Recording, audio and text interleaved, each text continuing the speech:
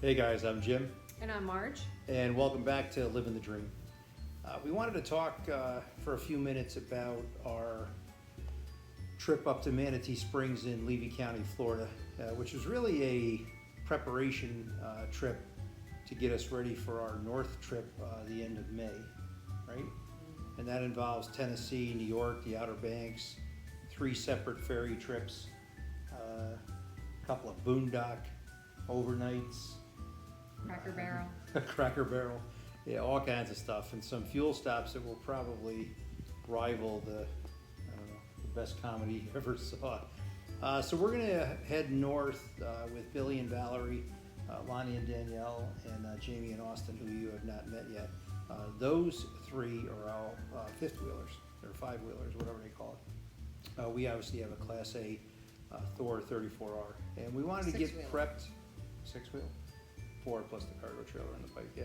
So we wanted to get a little preparation for the trip, and we decided to take this trip because we had some mandatory training to keep our instructor certification up for motorcycle school up in Gainesville. So we decided to head up there, and we actually got quite a bit accomplished both inside and outside. It also gave the cats some exposure that they have not had since The end of November, yeah. just before Thanksgiving. Yeah, so we shot up to Gulf Shores, Alabama. Billy and Val actually still had their bumper pull toy hauler that they subsequently traded in for this Forest River fifth wheel that they have now. And then shortly thereafter, I believe Lonnie and Danielle Oh, wait a minute, traded their bumper pull didn't in. Billy and Val have one before the one they got in? That we didn't see? No, You sure? not positive. I don't know, they get them every 2 weeks. They do change RVs fairly quickly, but I think they're good. You'll see. We're not getting it. We're not. No. No, I can't tell. So anyway, we were able to get a lot accomplished both inside and out. My primary focus was to get that basement storage set up the way I could access things a little bit easier. The things that we need more frequently, for instance,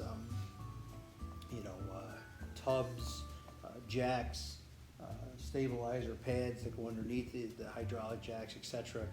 Were buried away. So we organized that quite a bit, and we moved some stuff into places that aren't going to trip any wires or come in contact with controllers for the A slides. lot going on under there, Yeah, people, a lot going the on. inverter, the batteries, the wet bay. There's just a lot going on, and some of our concern was that some of the wiring harnesses aren't exactly tacked up and out of the way, and I just had some fear of pulling out one of the tubs to access something and yoking on one of those wires or hitting a trip somewhere and not knowing what to do with it. We do carry an inordinate amount of tools with us, primarily for Lonnie and Billy. We were more of the ammo mule or the cargo mule.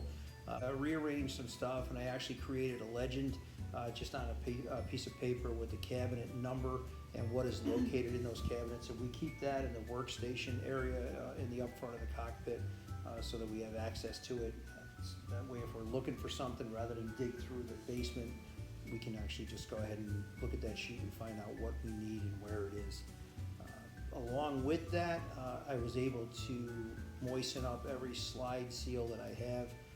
Our motorhome, that 34R Thor, has a super slide on the starboard side, and it had a lot of seals, and they weren't exactly cracked or problematic yet, but they were certainly dried out and curled under, and they needed some attention. So I was able to get the exterior of that done as well as the interior, and that required just getting up on that ladder, spraying it, rubbing the seals so that it moistened up, and it actually moistens quite nicely, so now they close and open with some relative ease. And we heard a little bit of squeak too, so I was able to get all of the Schwintek system lubed up as well, and that entails getting the gib done as well as that bushing that's underneath on the track. Not a big deal at all, just a couple of squirts from my Walmart slide spray, and we're good to go. The other thing that I was able to do was we got some abrasive or non-skid. Oh, non-skid, yeah, it's sticks on one side, non-skid on the other. So you use it like for places where you don't wanna be slipping, like moving bikes and stuff, we use it at the dealership. So putting it on the slides was to make sure it pulls the, Yeah, so I Seals wanted, out? I wanted to create Not some type of very good. antagonist for the slide to the seal to actually contact and help pull it out. So our thought process was, now that it's, the slide seals are moist and malleable, is when the slide is going out or in, and in the slide seal contacts that abrasive surface, it'll pull it both open and then help it close completely. So we think those two things in concert with each other should help protect the interior of the motorhome and the slide itself from any water damage. We don't wanna be chasing water or electric anywhere in an RV or anywhere in your home never at all. is. Yeah, because you'll probably never find it either, so that was one of our big concerns. And Marge was actually able to locate a clear, non-stick, or non-skid That's good. surface, so you really can't even see it when the slides are open. So I was able to do all 4 walls of both slides, both starboard and port, and I got that done. So I was really excited about that. And while I was getting the outside done and all that work done, Marge was working on the interior in the galley or the kitchen area. So what did you, Just try to, there's limited cupboard space in our kitchen. The bedroom's great, we have tons of drawers and big closets in the bedroom. But I tried to reorganize the kitchen. We have a bench seat for the dinette, so things we don't use very readily, or that we don't use very often, we put them under there. For example, the drills and the chargers and the batteries and all that stuff can go under there. Whereas, I wouldn't wanna put the vacuum under there because it's cumbersome to try and get to it, and with 6 cats, we vacuum just about every day. yeah, we Um, tried to, even Marge, which she did in the interior, if you're familiar with the layout of the 34R Thor, when it's open, it has opposing slides in the living room. I told you it has that super slide on the starboard side, but when it's open, it's open. It's And, huge. and you could probably get a good, good 7-inning baseball game going in there. When it's closed, it's completely opposite. So you go from aircraft carrier width to submarine width, neither of which I'm familiar with at all, but one looks small in the movies and one looks really big. I mean, fortunately, unlike people with fifth wheels and stuff like that, even when we're closed up, if we want a boondock, we can still get to the bathroom, we can get to the bedroom, we can get to the refrigerator, which is good for us. But if we get to the refrigerator too much, we won't be able to fit through to get to the bathroom. Very narrow, very narrow. The cats can get through, obviously, with no problem. But even when we had the dogs, it would have been a stretch for them to try and get through there, because we didn't have little dogs. Yeah, and there's room up front in the living area. We have a theater seating on one side, on the starboard side, and then there's obviously a couch and a dinette on the port side. So you can sit comfortably there. It's just when you get from the kitchen rear that it gets a little It's tight. very But tight there's there. not a lot of walking or movement, while we're moving anyway. We want everybody nice and tied down and secure so that something doesn't go wrong. But what she was talking about with the drill batteries real quick is we actually travel with a Hillbilly air conditioner, which is made by Icy Breeze, and we coined it Hillbilly air conditioner, not them, which we'll talk about in a few minutes and what we did with that as far as testing. And we also travel with 2 battery-powered fans. This way, if we're boondocking overnight and we need a little noise or a little air, we don't have to run the generator and run the risk of annoying neighbors or annoying, the people who For are traveling. boondocking Yeah, somewhere. traveling with us. And That's they frowned work. upon. Yeah, it is. They work well, even on high. Those batteries, which are 10 amp hour, they run a good, 8-9 hours before they die down. So it's certainly enough to get you overnight, to keep you cool. And our thought is, hopefully in conjunction with that Hillbilly air conditioner, that we'd be able to stay cool overnight. But we charge those batteries when we come home and prep for a trip. We plug into our 50 amp that we had installed in our house. So we get all that up and running, and then when it's buried, it's buried. We probably wouldn't need it again until we're at the campground and plugged into shore power. We don't boondock at all more than one night. Yeah. So we're not too concerned with any of that. But you were able to move some of the heavy stuff to the ground floor and really, maximize the storage. Yeah, because I brought my air fryer. It's so easy to cook with. Kind of keeps the place a little cooler. The propane tends to throw off a lot of heat, especially if you use the oven. But we have that, and then I have a grill that folds right up. So they go on the bottom shelf of what I call the pantry. I'm not sure if that's what its intention was, but I call it the pantry. Goes I on the think floor the in there. Original design was washer and dryer hookup. Oh, but that's we- true, we yeah, use it as a yeah, pantry. we don't do the washer dryer thing on the room.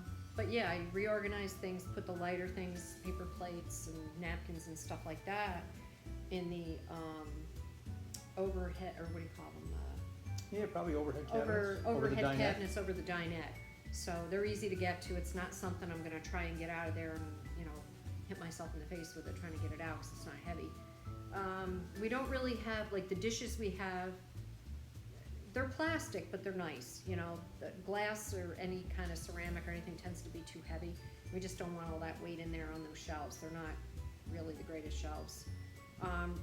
Did the same thing with the bathroom, just things that we're gonna use, keep them more readily, things we don't use so much, you know, we can dig for a little bit because they're not as important. And it's really a question of prioritizing and organizing what you need and when you're gonna need it. Probably no different than your house. I mean, we've organized our house several different Yeah. times and moved things from point A to point And B. again today, Yeah, I'm on my 9th revision for the garage. But I think as you develop that, that's probably one of the hardest things for us. We're part-time RVers, we are not full-time RVers. And, you know, each time that we take the RV out, which is at least once a month, we're able to figure out, okay, we need this, we need this. One of the things that we need everywhere are cat poop bags, because we do travel. that is our priority. It is. We do travel with the 6 fur babies. We do run with 5 litter boxes, although you have access to 6. We just put the 5 out. So it makes it a little bit more convenient if we're starting in the back of the RV to have access to bags and a scooper. Each litter box does have its own scooper. Mhm. You know, so we don't have to run back and forth to get things done. And confined spaces can certainly trap some of those gases. And 1 or 2 of our little chubs, Alfred? yeah, he could feel some pain. So we were able to get both those tasks done. The next thing that we wanted to do was really work on our auto gen, which is provided by Magnum, and we didn't know this option existed when we picked up the motorhome, and we did buy it brand new. It did not celebrate its first birthday in Ocala, Florida. We purchased it prior to that, and our walkthrough and our experience wasn't the best. It wasn't the worst from what we see on Facebook, but it certainly wasn't great. Okay, close on it. Yeah, we were fortunate because we had a Georgetown Class A prior to that, and I had a small Class C years and years and years ago. And now I know I knew absolutely nothing about it. So we were able to pick that up, purchased it new, and driving it home, the generator just kicked on its own.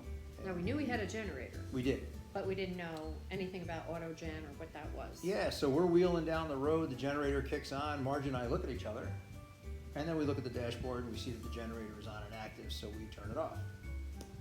Continue down the road, several minutes later, the generator kicks on again, and yet again, Marge and I Yes. look at each other. And we thought, well, that's kind of weird. And again, you always go to the biggest thing. Geez, there's a generator on board, nobody told us about an auto gen, are the wires crossed, is the generator gonna, explode and fall out of the back of the RV? We had no idea. So we get back to where we were staging or keeping the RV, and I contact Thor's customer service, who in my opinion has been stellar. They answer the phone 24/7. They try to do the best they can based on the information that you provide them. Sometimes it works, sometimes it doesn't. In this case, I don't think I provided them with the accurate information because I did not know it had. Because we didn't know. Yeah, I didn't know it had auto gen, so I just simply said the generator kept going on and off, and he said, wow, that's weird. Disconnect your house batteries, I don't know what to tell you. So we did. Because even if we shut everything off and left, the generator would start again. Yeah, That's cycle the on whole and off. purpose of it, Yeah, so. you don't want to come back to an empty fuel tank for sure. So we were able to actually figure out that we do have that Magnum Auto Gen. So one of our testing priorities for this trip to Manatee Springs was to get that Auto Gen up and running in preparation for that northern excursion that we're going to take at the end of May. I decided to God do willing. that. Yeah, I decided to do that on a Wednesday night against March's direction, I guess. But I couldn't wait. So I started clicking buttons like a wild man. There's only 2. It says enable and test. I did not know there was a third option that said off. So I clicked it to test, and the generator in fact fired up. It continued to fire up, flashing a green light, which concerned me because now the generator's running and we're plugged into shore power. So kind There of is- similar to our ride home after picking it up. Turn Yeah. the generator off, it But goes we back weren't on. plugged into shore power because it would have been a really long plug. But there is a transfer switch, so I wasn't concerned about a power issue. I was more concerned about, oh Lord, why won't this thing shut off? So after clicking wildly for several minutes, Marge clicking in the back of the motorhome, me clicking up front, we were able to get the AutoGen to now register a solid red light. Probably not good. And we thought, boy, flashing green, probably nice. That looks cool. Everybody's kind of Well, I comfortable have to with that. preface this by saying there was no Wi-Fi and next to zero cellular service where we were staying. Yeah, this was a scene out of the movie RV with Robin Williams, only going on the roof There or was on no top of split, the rock. what was that called? What? Splitter? Splitter? Yeah, we didn't. Hose splitter. There was no hose We splitter didn't have a involved. hose splitter. Well, why would they make it if you didn't use it? So in any event, after that solid red light kicked on and would not reset, I contact Thor. I go through my opening speech, and the call drops. And this went on 4 separate times. I will give Thor credit. Shout out to Thor. They did try calling me back 4 times, but as Marge mentioned, we had no cell coverage and the phone did not ring. So the very next day, we decided to walk down to the camp store where they had very good Wi-Fi and really good coffee, believe it or not. Coffee's The good. view, absolutely amazing. Watching people put their kayaks in and out of the springs, which egressed out to the Swanee River. We did walk that boardwalk a couple of times. We'll tell you what happened with that shortly. But I was able to bring up Magnum's website, and I did have a minute with the gentleman the night before, and Thor, who sent me the specs and the manual to Marge's email. So we were able to realize that the button actually did have an off switch. So the controller inside the coach, where the rest of our buttons are, does have an enable, off, and then test switch. The one thing that we learned reading the specs manual, which we did not have a copy of prior to that day, was that there is some type of access panel maybe, or panel that you Yes. need to set. Where you can set it or program it, if you will, Yeah. to do what the generator, Auto-gen. auto generator, yeah. We didn't know where that was, so we began our search of our basement storage, and we still continue to find things that we didn't know we had. Lights? So with my coal miner's light strapped to my head, I was poking in and out of the basement storage, and then turned my head promptly to the right and noticed that we have lights and light switches in all the basement bays. So anyway, I turned that on and we did locate that switch. So what this Magnum AutoGen does is this. It has several different features, but the features that we're capitalizing on are this. It will fire up when it senses a temperature change that you set. It will fire up when it senses low battery voltage, and you can set the duration once it does fire up for any of the 2 aforementioned issues, how long it'll run. So we set the duration to run for 1 hour. We set the temperature Fahrenheit reading at 80, and we set the voltage for the house batteries at 11.2. So anything above 80 degrees or anything above 11.2 volts, the AutoGen will kick on. And we did do a test on this twice, and it fired up with no issue. It also fired up the air conditioners with no issue. So our theory is this: in conjunction with our Waggle pet thermometer that we use, would absolutely worked hands down unbelievably well.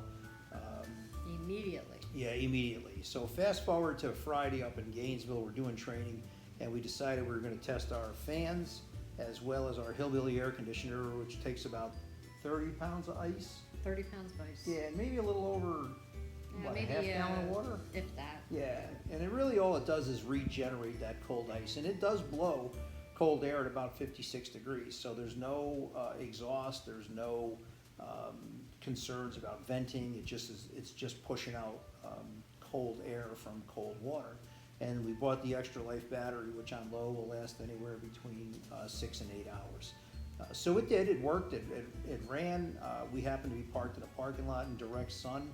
It was 91 degrees, although we do have tinted windows all the way around, including the windshield. We had it done by Ultra Graphics up in Homosassa, and they used a crystalline type window tint, which cuts out a lot of the UV and a lot of the heat.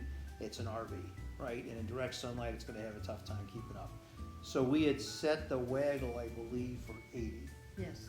And at 80 degrees, 0.0001 or whatever the lowest is, we got a Waggle alert to both our phones on a text message. And both our emails. Yeah, immediately followed by an email. And this continued every probably tenth Every of a couple of degree. minutes, yeah, every Yeah. few minutes. So we had known, and we weren't in too much of a hurry, we were only about 30 feet from the RV, but we wanted to just see how well that waggle was gonna work and so forth. So at some point in time, we went out, disconnected both the fans, disconnected the Hillbilly cooler, and turned on the generator and fired up the air conditioner, and we were good to go. So here's the plan. If we are camping somewhere, and we happen to be on a motorcycle trip, or a boating trip, or a bicycling trip, once we get that waggle alert, which will be set on at 75 degrees, once that waggle alert trips in, which lets us know that the air conditioners or the power have failed, waggle will also let us know if there's a power failure or a power disruption and it switches itself to battery. So we're getting alerted for Fahrenheit changes, power changes, etc. So once that happens, we're going to start back to the RV.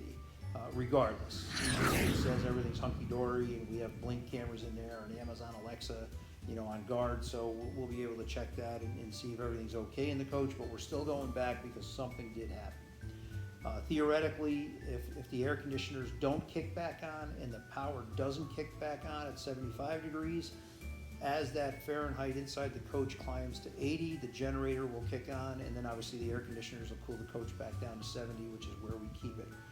We do also run 2 floor drying fans in conjunction with the air conditioners, and these are commercial ones that contractors use to dry floors, and honestly, boy, it's like a wind tunnel in there. So at least there'll be some air moving as we work our way back to the motorhome. The fur baby safety is huge for Marge and I. We are unbelievable pet people, as evidenced by the tattoo there on my arm with the paw, and Margie's, not that, but even all of our friends, Billy, Val, Lonnie, Danielle, Jamie, and Austin, all pet people, so we want to make sure that the pets are comfortable and safe when we're traveling as best we can. So the test, like I said, didn't go well for the air conditioner and the fans, but it went well for Marge and I because now we have some good footing on what we need to do. So that pretty much winds down what we're doing. Marge did mention that we didn't have any Wi-Fi or cell coverage, which is kind of a hindrance for our job. We do a lot of internet-based and phone call customer service for the Riding Academy for Crystal Harley-Davidson, but we were able to turf some of that off to our team members at the business center and the call center, and they responded without fail. And they were super awesome because they actually sent me follow-up emails when they would contact a student and so forth. So big shout out to those guys, Chelsea and Cindy, who did an amazing job. Other than that pretty much winded things down. Things went well as far as we're concerned. The coach performed flawlessly. The electronics are great. The jacks are great. Everything's good. It's currently at the dealership now for a Thor recall. Apparently some of the cabinets overhead are coming Installed incorrectly? yeah, and coming loose during travel, so that could certainly Could be create a hindrance. a hindrance or a fun ride. So that could be a challenge. So we're waiting on that to get back. Then we got to do some hitch repair and some bike repair to our mounts before we head out. So if you have something different when you travel with your pets, your bicycles, your motorcycle, your friends, your caravan, your boondocking, every and any topic is open for discussion. Smash that like button, leave a comment. We would love to see some comments. We're getting tons of comments on the Facebook page, which is Living the Dream YouTube, and these videos as well. And obviously subscribe to the channel and spread the channel around to your friends and your family. Other than that, I think we're solid. Yay? I think we are. We are. So guys, keep making memories by living the The dream. dream.